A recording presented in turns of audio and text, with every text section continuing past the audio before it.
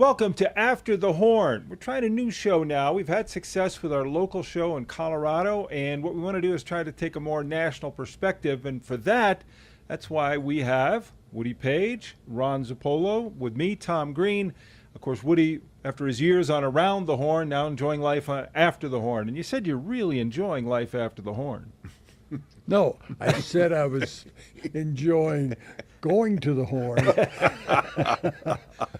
So, Woody, when you were on Around the Horn, you used to give people a lot of good gambling advice. And, man, you must have killed it with that because people kept wanting more and more of your tips. Sure, it bothered me the 23 years we were on the air.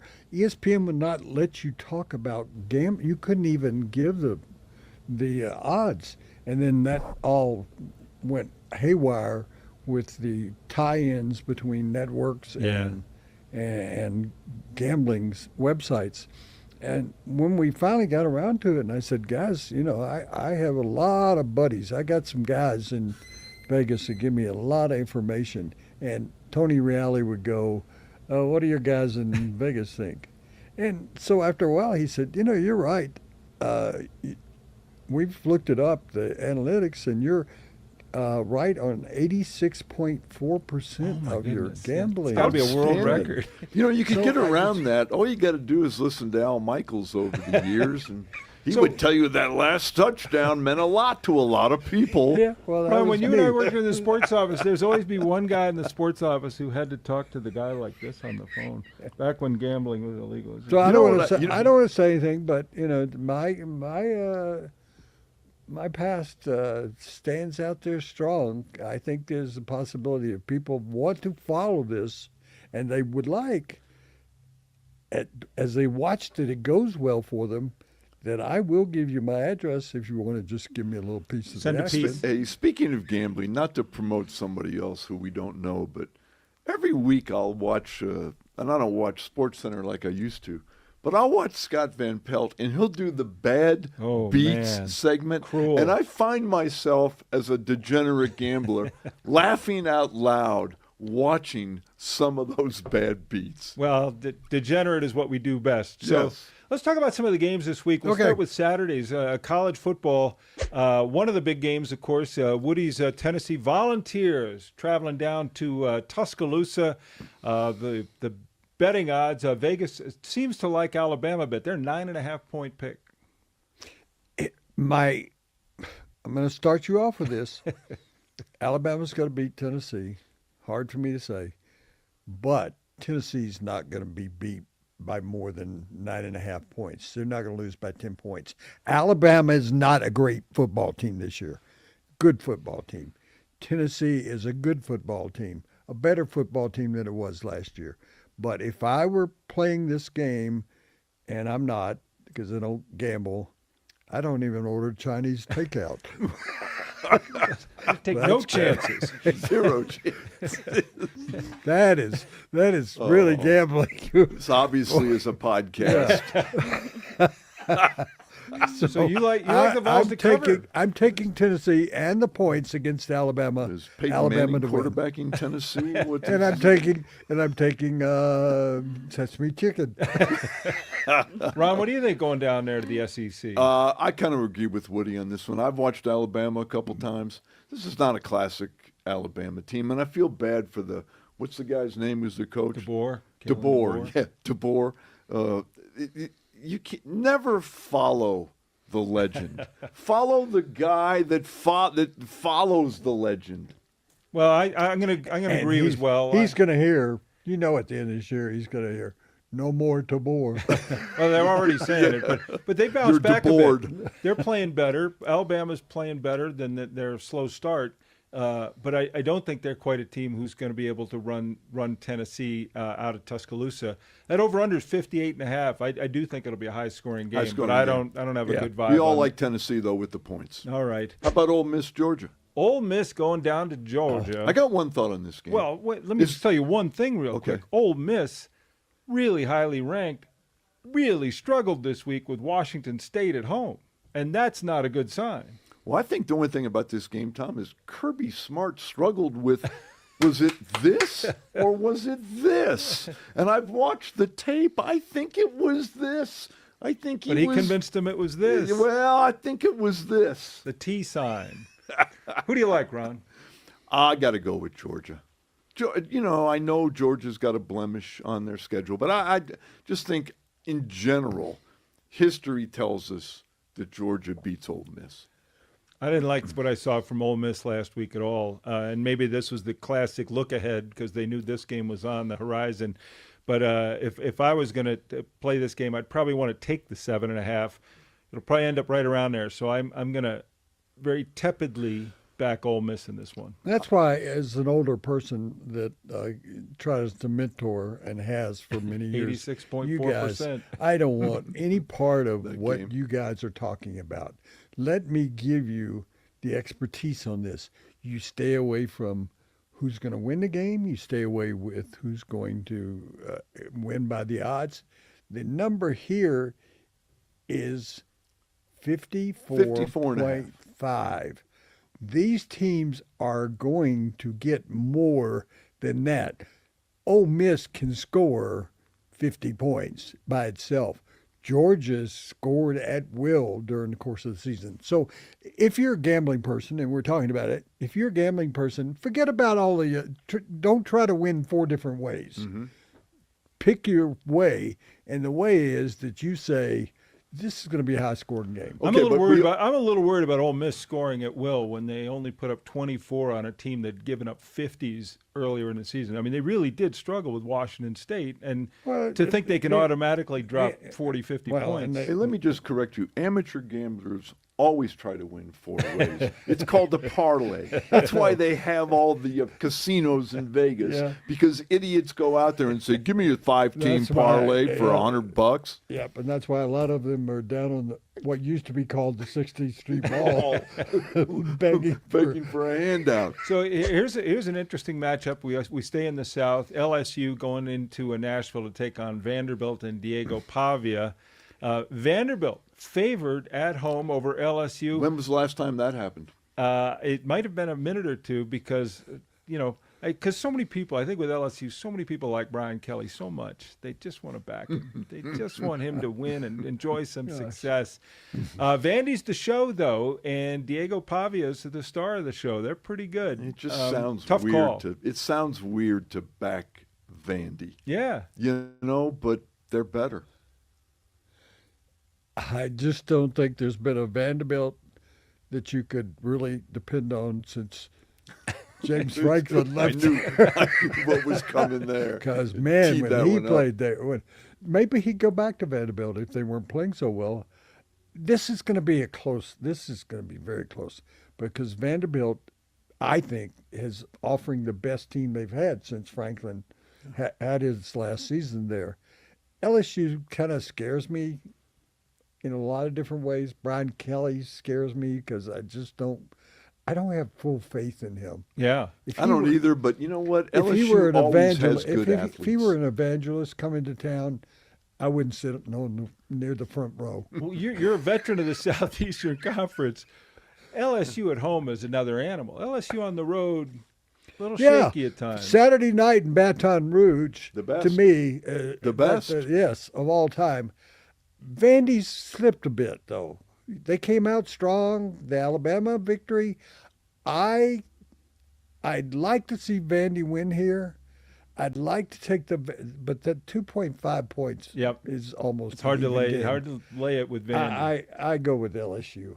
I think LSU's a much stronger team than Vanderbilt. They got better athletes. Yeah, they usually do. I mean, most of the time higher paid athletes. Higher paid. Excuse me. Higher paid athletes. But sometimes how you play makes a difference. Vandy seems to play with a little more. They've got a little something extra, and I think Vandy has more of an edge right now. It'll be a good environment too because the Vandy fans are trying to make that a tougher place to play. They like the idea that they're suddenly in the game, that they're in the hunt, stuff like that. So we'll see. All right, let's go to Sunday.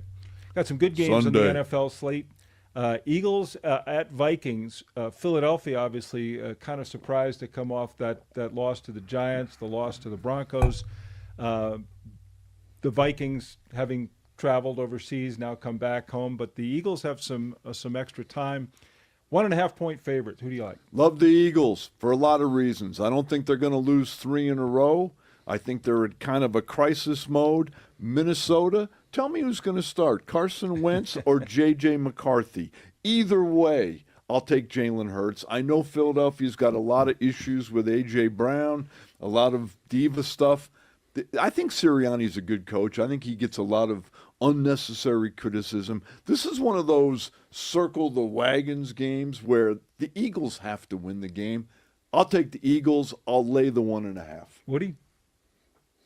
I've listened to this guy for, how long have you been here? 45 years? 45 years. That is the worst Didn't you pick I like have that? ever I set that up well.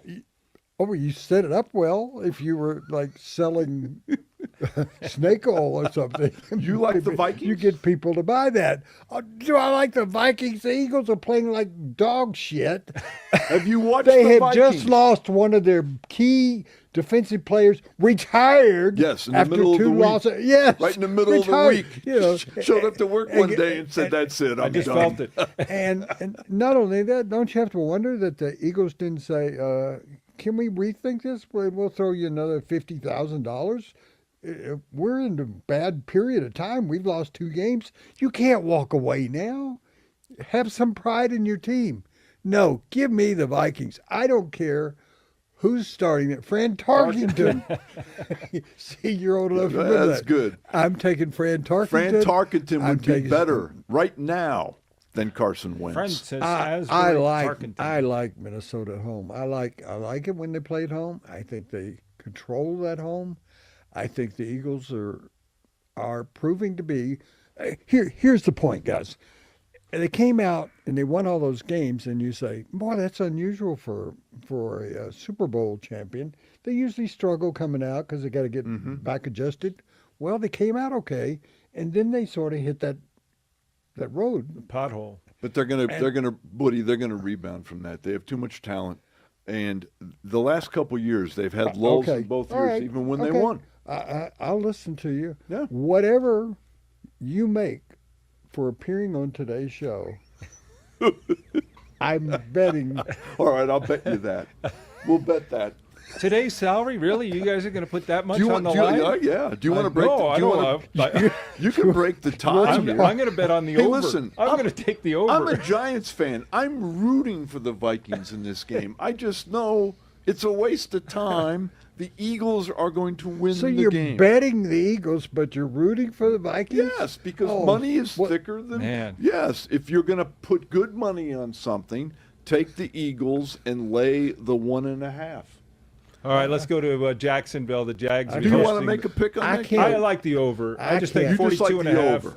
I think Saquon's going to be back in the mix. The Eagles' offense is going to get moving. Saquon's been kind of on a book tour this year. Well, they're not giving him the ball, and I think that's going to balance them out. They'll be more effective. They'll score. I can't see Eagles winning this, but I also see that whole division just going to rot.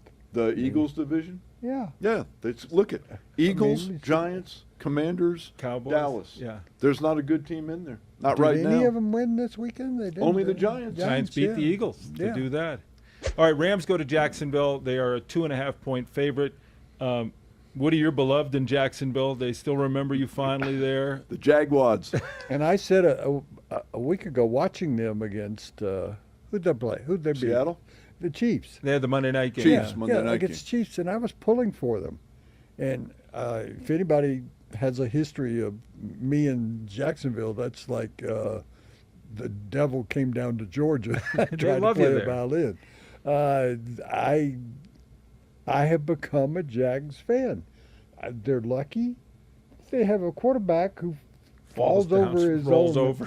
foot, gets up, and nobody even runs after him. The best player on the Chiefs doesn't even go after him. Chris Jones watches Guy him. falls down twice So and still gets untouched. I think the Jags have got something going down there. They got the people involved. They got. I watched the crowd. It was a full house. Monday Night Football got Right. people there. This kind of reminds me of the Jags back when they beat the Broncos. They have a good solid team. They brought in a good coach. I'm liking the Jags, and I'm Getting giving them- up the 2.5. No, you get the points at home. Ra- yeah. Rams. Both teams are hard to watch. I'll tell you that. roller Even when they coaster. win. Can I say one they're thing rough. about the Jags? Yeah. I'm pulling for Travis Hunter. Yeah. And I think so far, it's early. They're not getting much out of him on offense or defense Kind of right invisible now. for Yeah, as high and as he was at some taken. point, maybe for him, the best thing might be to concentrate for a while on one side or the other. Because Well- right now, it looks like he's not doing much on either side of the ball. Well, he was the top receiver, but they have a top receiver. They He have could be a Brian number Thomas. 2 guy, and Yeah. but defense is where I think You know who else they have who I'm kind of pulling for is Tim Patrick, the guy that used to Yeah, play here. yeah. Caught a touchdown pass Yep. last week. I'm pulling for him. He's Yeah. had, he missed 2 straight years with horrible injuries. Yep. leg I'm glad injuries. He's back. So you know what? I think you have to take the points at home with the Jaguars in would. this. So I'm gonna take Jacksonville in this one. So as we well. all like Jacksonville But- in this game. Not feeling great about it. Yeah. All right, Ron, your And I'm Giants. not feeling good about Tim Patrick. He and I lived on the same floor in a high rise here, and we became very good friends. He's a good source for me, and Well, of course, we that's talked what counts. when he got hurt and stuff, and I would help him. I'd walk his dog with him and everything. And now he goes off, and so I wanted to kind of reach out to him, and I reached out to him. He's blocked me on social media. I got Tim Patrick can take his act completely. Make good Yeah. choices, Tim. Yeah, Make good Tim. choices. I like him Yeah. even more now. He's a Giants terrific Giants guy. are coming to Denver to face the Broncos, just back from London. The Broncos are 6.5-point pick, You know what? despite I think eking out the I- win. I think the Broncos are more than that. I think they're 7 or 7.5. So you like as the we do Broncos? this. over No, I the- do not. Oh, I think it's going to be a close game for a lot of reasons. Oh, The Giants have had 10 days to prepare. The Broncos are coming back off a trip to London. They haven't been home in 3 weeks. They played a tough Philadelphia team. They didn't do much against the Jets. The Giants are, for the first time in years, loaded with some juice for the first time. Scatterboo and Jackson Dart give them a little something. The sneaky part of the game is the Giants' edge rushers can put pressure on Bo Very Nix. good. I'm not going to predict the Giants are going to win, but I think they'll stay within a touchdown. I think that Bo Nix is going to have a breakout game because he hasn't been very good. I think that the Giants the Giants just had their game. Yeah. Wrong again. Bo Nix will have the breakout game against the Raiders in a few weeks because they do really suck. This Giant defense, okay, I know you don't follow the Giants, but the Giants can rush the quarterback. And What do that you mean I don't no- follow no- the Giants? the Giants will put pressure on Bo Nix. I'm not saying he won't, play well, but they're going to pressure him. Well, the good thing about it, They also have the best nose guard in the NFL. Dexter. Yes. Dexter Lawrence. Do you have a physical coming up with your week? Oh, look, with the listen doctor? to this. Are we betting again? Listen to Yeah, this. I We're just not want- going to bet. We no, already have a bet on I'm the. not making a bet. I just want to make sure he's got a physical coming up that he'll be alive next week when he has to give me the money. All right, big game of the week is the Monday Nighter. Tampa Bay, everybody's in love with Tampa Bay and Baker Mayfield right now. They're going to Detroit. Detroit is a 5.5-point favorite. The Lions, obviously coming off that loss to Kansas City, but the Lions are, I think, such a legitimate team. This is a very important statement for them. Both teams really banged up. But I like the Lions at home to cover the 5.5 and set that record right with Tampa Bay because they need the win, and they also probably would like to make sure that Tampa Bay gets set back a notch in the NFC.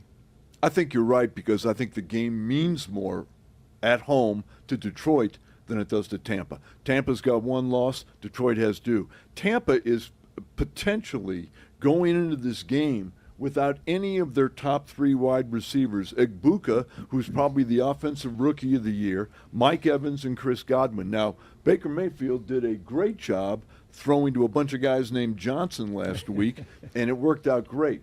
That's one thing to do at home. It's different when you're on the road in a primetime game. I'm with you. The 5.5 seems a little bit much to me. A little chewy. A little bit. I don't know if I would play that game and lay the points, but I think Detroit Woody is going to find a way to win that game. Well, if I were you, I'd play those. I'd take those. Yeah, you would. 5-5. But I'll keep this very short. The Lions do not sleep tonight. Oh, So does that mean you're on him or against him? in the jungle, the mighty jungle. They don't sleep. They are ready to play. So- They don't sleep. So we all like Detroit in the Monday Nighter. That can only that only means one thing. Tampa Bay will kick their Yeah, ass. I know. I was going to say that's the bad news for Detroit. 86.4. Hey, we got the NHL just underway. The We do. NBA is about to tip off their season. They have those season-long odds out for some of them. Oklahoma City, the defending champion, is the top pick in the NBA according to Vegas right now at 200. They won't win it. Cleveland is next. That surprises me They at won't win it. 650. And then your Denver Nuggets, They might third win it. pick in Vegas right now at 700. I think people are living off of what happened in Cleveland at the end of the year. Yeah. That the way they kind of came around, and if you hadn't had the injury to their top player, that they could have possibly moved on. I don't believe in them, honestly. I was looking yesterday at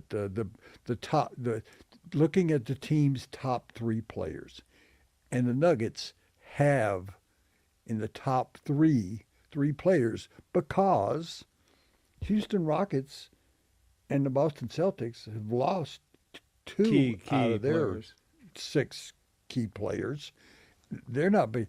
I can't understand why Boston is at plus 3,000. I think that they're nothing.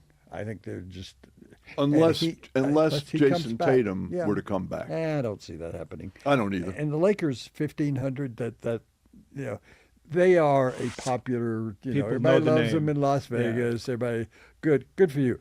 I bet the hell out of the Lakers because we all want your money. We want your money. The 'cause Lakers you're are gonna- already. I mean, LeBron's going to miss now the first few weeks of the season. The Lakers. Listen, I think Denver at what is it plus 700? Yeah. I think that's the best play on the board. But can I give you one long shot? Sure. Because I like the coach and I like the players. Don't sleep on Golden State. They're going to have Jimmy Butler for the whole year. They just went out and got Al Horford, who's Nice an plus. older guy, but he's a good glue piece. Steph Curry. Yeah. They're Good pick. Good. I pick. think they're I live. just don't If you- sleep on them. It's funny, though, to see Cleveland so high, and I think it's because everyone thinks the East is so soft. Yeah. It's easy to get out of the East. And the team that everyone's in love with, and I haven't handicapped it to give you an educated opinion on, everyone loves what Atlanta did in the offseason. And if you talk about trying to get out of the East, Atlanta might be worth a shekel or two just to see if they I can gotta close say, the deal on that. as a retired guy who has the NBA League Pass, I watch way too many games. Yeah. All right? Atlanta is one of those teams. When your big off-season move is Kristaps Porzingis, I got news for Atlanta. Go look at how many games Kristaps Porzingis has suited up for in the last 4 or Best- 5 years. Best Porzingis in the league, though. He's the best Porzingis. He By a brings a lot. good Porzingis to Atlanta. That's about all he brings. All right, But I have to say go something ahead. about Denver. I said it here last week. I'll repeat it. I still think this is the best team they've ever had. Best team. Now, we can go back to the 80s when they made the trade for Kiki Vandeweghe Right. and Their what a greatest what a trade. well-rounded that team. This is the best overall. I because agree of with depth. you, but can I ask you? But do you, the do you problem- trust David Adelman to No, coach? no. That's- That's so. I mean, I've got a caveat there that that's the best team they've ever had, but that may not be enough because I don't trust him, and he's brought in new people to assistant coaching, and I He has don't no know track much record. about their defensive coordinator that came from the Mavericks. Sounds like you have a very short leash on David Adelman. Like you think that he would be what would stand between them and a sincere championship run, or could be.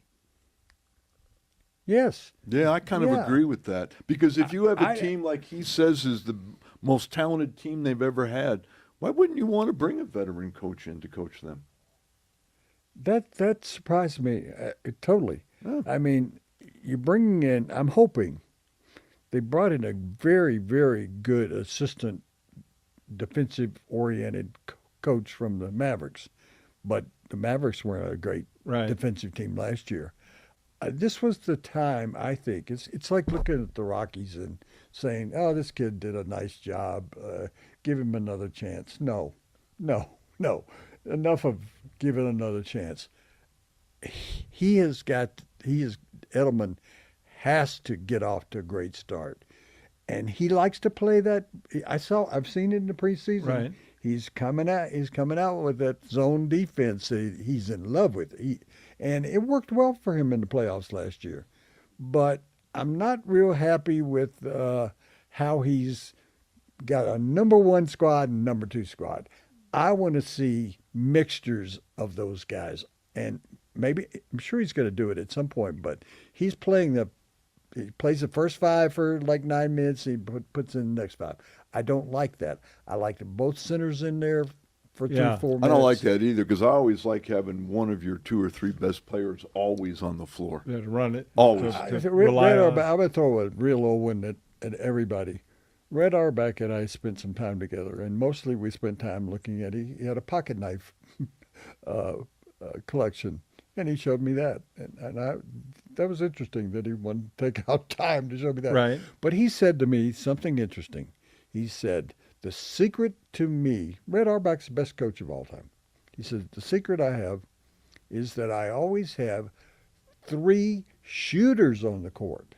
They may not be 3 scorers on the court, but I have 3 shooters on the court. And he said, you look around at teams and there's making all these moves and they bring in second guys and you look out there and there's nobody on the court. And I've seen this with the Nuggets. Of course, Red also had guys who played 48 minutes a night, every night, no matter what the road schedule looked like. There was no he also load management. He always there gave us that sixth man. Yeah. So that would be a guy, and then he'd take one of those Jones guards, make sure he was in the lineup, and he'd take Bill Russell, talking about playing 45 minutes. And Russell wasn't really a shooter, so you can't count that. So I've always, every time I look at the Nuggets game, and I swear this is true, I look out there and I count and I go, 1, 2, that's it. Yeah. Because you saw that too much in the past. That's why I think it's their best team. They've got shooters. I'm just glad he admitted that Red Auerbach's the greatest coach of all time. It felt pretty good, didn't yeah, it, for it felt you? good. I just, as a Boston guy, just sit here and Quick, take let's- that in because he's right. Who would be the only? You know who was the second best coach of all time? Somebody we all know. Larry Brown. Larry Brown. No, Lawrence no. Harvey. Yes, he Brown. is. You want me to argue it with you? The guy that won with the Chicago Bulls and the L.A. Lakers. I mean, you don't think Phil Jackson. Well, he's got to be. He's got to be. Phil Jackson. Let me just Jackson- refute you. Phil Jackson. Let me refute you for a minute. Phil Frank Jackson. Layden, who forgot more basketball than we'll ever know, sat with me and Doug Moe in a halftime interview once and said, "Phil Jackson. Do you know, I would look like Phil Jackson if I coached Michael Jordan and the Lakers. Come, if you want to be a good coach, come coach my shitty team here in Utah. Then you can prove that you're a good coach. Oh, well, Don't give yeah, me Ron. Phil Jackson. Ron, you Tell could- me all the places that Larry Brown went, which were a million. Where did he not win? Oh, but you're sitting there. Ron, you would have been Cary Grant if you were British and looked good. God, played in a good Phil movie. Jackson. He coached Michael Jordan, Kobe Bryant, and Shaq. We could have done that. Well, outside of you two guys betting your paycheck, I just hope that we gave people some real insight. And if Let's nothing keep else, arguing. It's more fun. well, you can also give you something to blame us for the next time we do this. So if you I was lose gonna all bring of You it, are thinking of the Phil Jackson that was with the Knicks. yeah, The gangly left-hander that shot number 18. No, Larry Brown won an NCAA title, an NBA title, and as he always famously said, yeah, I know I coached in 19 different places, but name me one place that I left worse off than when I showed up. Memphis. No, listen.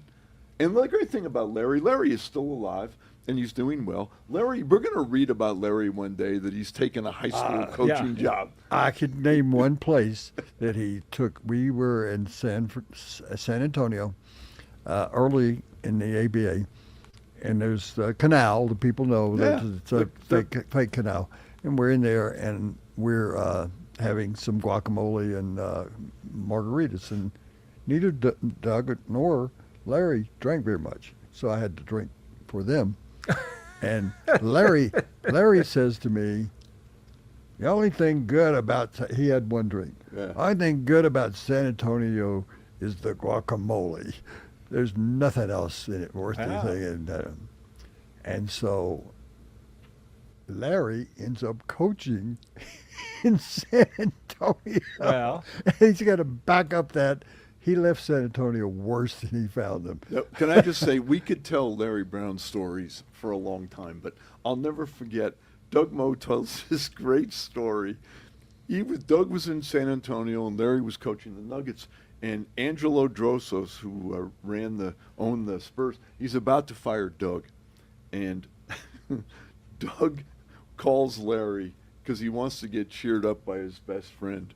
And he gets on the phone, and all Larry can do is bitch and moan about Brian Taylor and how bad my team is. He goes on for a half hour, and he says, Doug, what'd you call for? Oh, nothing. I'm Never good. mind. See ya. The final was Larry Brown hated to fly, and you had to fly all the time. And I said to Doug, you are his